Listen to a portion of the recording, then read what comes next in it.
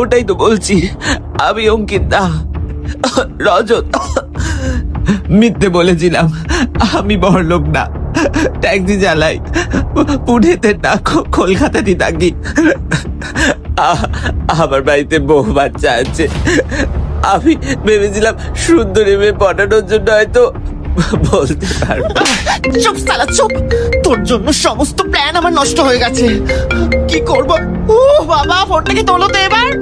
বউয়ের ফোন শালা। কথা বলে আজকে রাতটা ম্যানেজ কর। তুমি কোথায় আছো? এত রাত হলো এখনো বাড়ি ফিরলে না? হ্যাঁ, আমার আজকে রাতে ফিরতে লেট হতে পারে, সকাল হয়ে যাবে। তুমি শুয়ে পড়ো, আমার আসলে গাড়িটা কেস খেয়েছে তো ওই পুলিশ স্টেশনে এসেছি। আচ্ছা মলটাকে মেরে শেষ করে দাও।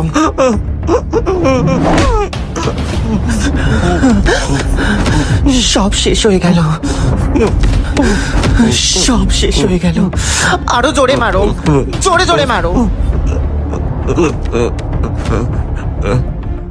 কি গো বৌমা, ওঠো, ছেলে তো সারা রাত বাড়ি ফিরিনি, একটু ফোন করো, কোথায় আছে? সত্যি তো, এত সকাল হয়ে গেল, ওকে একটা কল করি। হ্যালো, আমাকে আমাকে বাঁচাও, আমাকে এটা মেরে ফেলে দেবে। কে?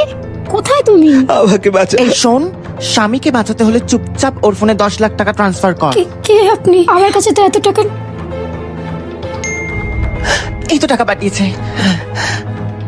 কি কি? মাত্র 3 লাখ টাকা? আচ্ছা ঠিক আছে, ওটাই দাও, ওটাই আগে তুলে আনি। হ্যাঁ, 3 লাখ টাকা? হ্যাঁ, শুধু 3 লাখ টাকা? হ্যাঁ, এই তুই জল খাবি?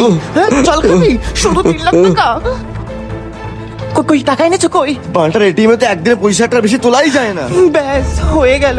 কি কর, এতদিনের সমস্ত প্ল্যান তুই শেষ করে দিলি। এবার কি করব? চলো চলো চলো, এখান থেকে পালিয়ে যাই, চলো। আরে গান্ডু, ও তোমাদের মুখটাও চিনে নিয়েছে। না, আমি জেলে যাব না। তাহলে মেরে ফেলা যাক। ছড়িটা নিয়ে আসো।